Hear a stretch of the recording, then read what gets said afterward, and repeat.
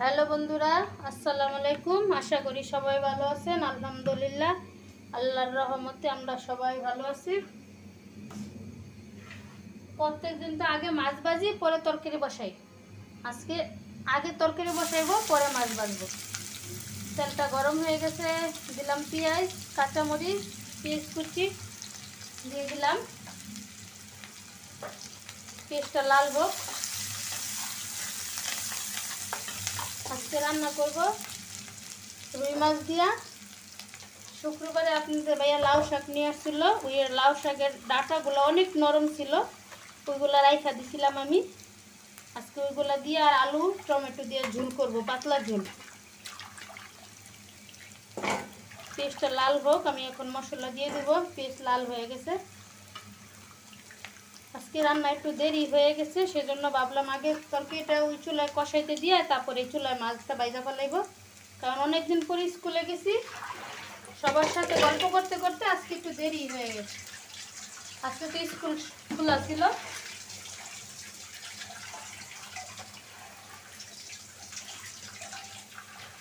পেঁয়াজটা লাল হয়ে গেছে, একটু পানি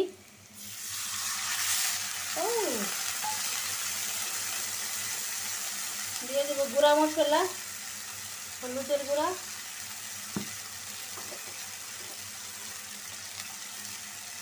লাল মরিচের গুঁড়া, ধনিয়ার গুঁড়া, সর্বশেষ ইম্পর্টেন্ট জিনিস লবণ।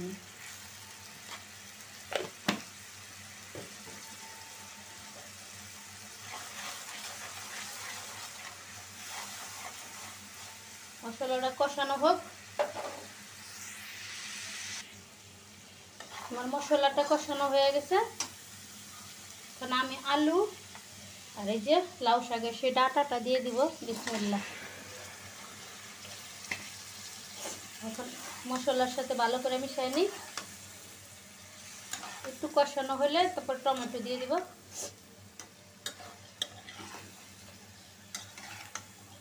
আগে শুনতাম মুরব্বীরা বলতো যে শখের জিনিস ভিতরে, শখের পিঠা ভিতরে কাঁচা থাকে, সেরকম হলে আমার দোষ। আমি এই কড়াইটা কেনার পরে অনেক যত্নে রাখছিলাম। কেনার 15 দিন পরে ঢাকনাটা হাতে থেকে পইরা ধাপাস করে ভেঙে গেছে। এখন এটা দিয়ে কাজ চালাই দিই।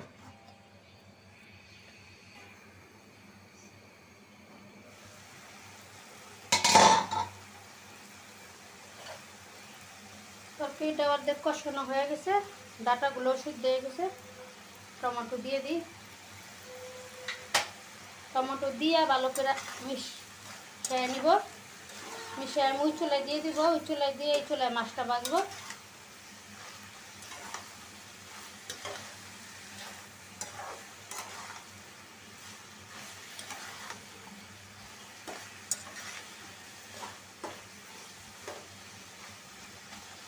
তো চুলায় দিয়ে দিই, আর একটু কষানো হোক আর 10 মিনিট, তারপরে আমি ঝোল দিব। এই চুলায় মাছটা ভাজবো। মাছের জন্য তেল দিয়ে দিছি। মাছটা আমি লবণ আর হলুদ দিয়ে মাইখা রাখছি। তেলটা গরম হোক। তেলটা গরম হয়ে গেছে, এখন আমি মাছটা দিয়ে দিব। বন্ধুরা, আপনাদের এমন কোনো বন্ধু আছে যে এই গরমের মধ্যে বলতো যে তুমি যা একটু বসো, জিরাও, আমি রান্নাটা শেষ করি? আমার একজন বন্ধু আছে, সে যদি কাছে থাকতো তাহলে বলতো যে তুমি যে জিরাও, রান্নাটা আমি শেষ করি। যাদের এই বন্ধুটা আছে, হ্যাঁ অনেক ভাগ্যবতী। নিশ্চয়ই বুঝতে পারছেন আমি কার কথা বলতেছি। হ্যাঁ, মা। যার মা আছে তার সব আছে, যার মা নাই তার কিচ্ছু নাই। মা যদি এতক্ষণ কাছে থাকতো, ওই তো তোমার এত কষ্ট করে রান্না করতে হইব না, তুমি যা বসো, রান্নাটা আমি করতেছি।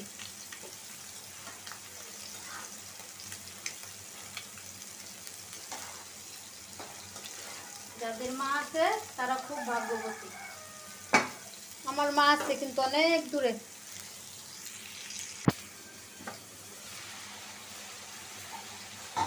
তরকারিটা কষানো হয়ে গেছে, আমার টমেটোটাও সুন্দরভাবে গলে গেছে। দেখেন ও বাবা, এই ডাটাগুলো কি সুন্দর সিদ্ধ হয়ে গেছে, একদম আলুটাও নরম হয়ে গেছে। এখন আমি পরিমাণ মতো ঝোল দিয়ে নিব।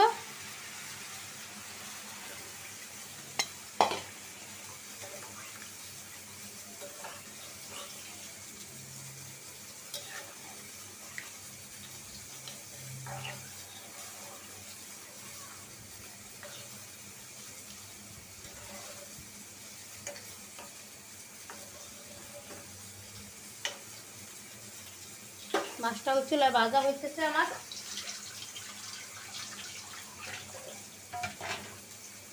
মাছটা ভাজা হোক।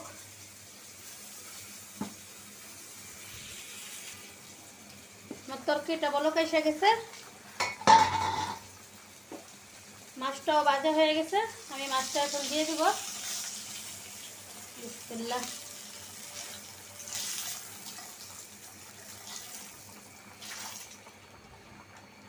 লাউ শাকের ডাটা দিয়া, টমেটো দিয়া, রুই মাছ দিয়া ঝোল। আমি তরকারিটা ওই চুলায় দিয়ে দিই, ওই চুলায় হোক, আমি এই চুলায় শাক ভাজিটা করে নিই। দুই চুলায় রান্না করতেছি একটু তাড়াতাড়ির জন্য।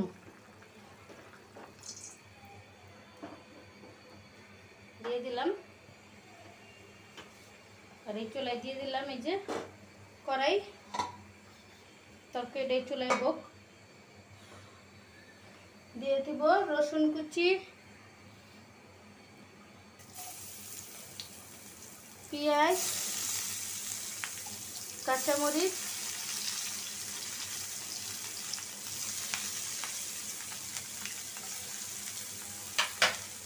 লাল করে ভাজা নিব।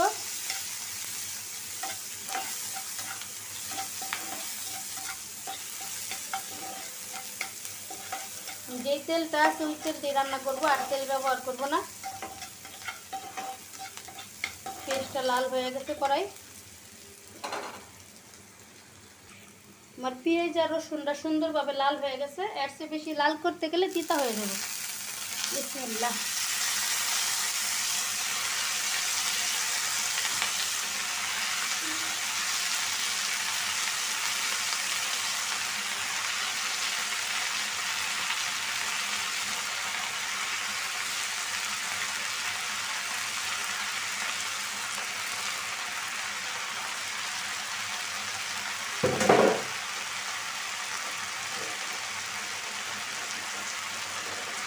লবণ,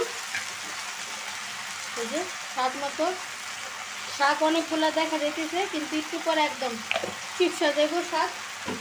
লবণটা সেজন্য পরিমাণ মতো দিলাম। এখন আমি লবণের সাথে শাকটা ভালো করে মিশিয়ে নেব। শাক তরকারি দুটোটাই হয়ে যাবে তাড়াতাড়ি। তারপরে আমি আরেকটা ভাজি করে নিব। আজকে দুইটা ভাজি একটা তরকারি, আজকে কোনো ডাল টাল রান্না করি নাই, সেজন্য।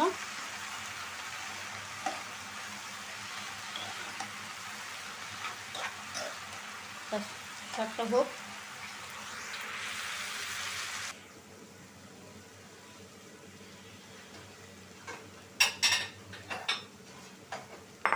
আমার কলমি শাক ভাজি হয়ে গেছে, সাথে তরকারিও হয়ে গেছে।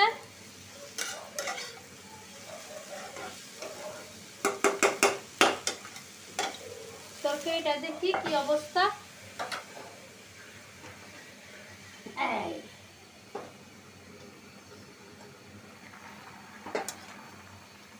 হয়ে গেছে, তো ঝুলঝুলি রাখবো।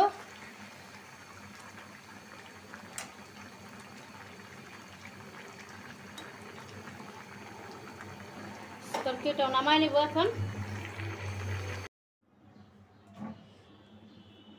শাক ভাজি আর তরকারি হয়ে গেছে। 10 মিনিট বিরতি নিয়ে আবার আসলাম চিচিঙ্গা ভাজি করতে, কারণ গরমে আমি আর কিছু টিকতে পারতেছি না, সেজন্য গায়ে কিছুক্ষণ বিরতি নিলাম।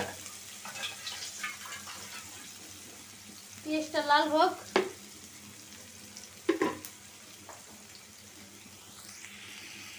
পেঁয়াজটা লাল হয়ে গেছে, চিচিঙ্গাটা দিয়ে দিব। বিসমিল্লাহ।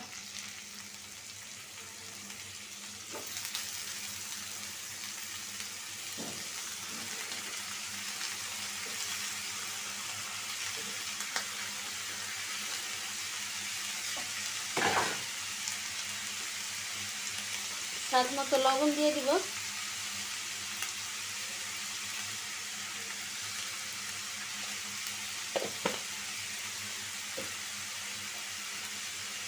সামান্য একটু হলুদের গুঁড়া ভালো করে মিশিয়ে নিব। লবণ হলুদ ভাজিটা হইতে হইতে আমি অন্য কাজগুলো করে নেব।